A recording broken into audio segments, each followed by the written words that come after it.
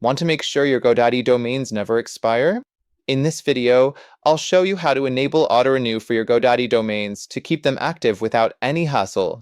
First, log into your GoDaddy account and go to the My Products section.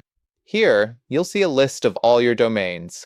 Find the domain you want to set up for auto-renewal and click on Manage. Scroll down to the Billing section where you'll see the auto-renewal settings.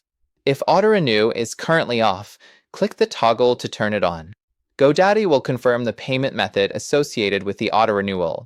If you need to update your payment method, you can do so by clicking Edit Payment Method.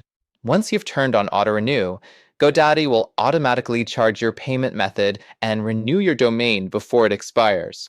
You'll also receive email reminders about the upcoming renewal. And that's it.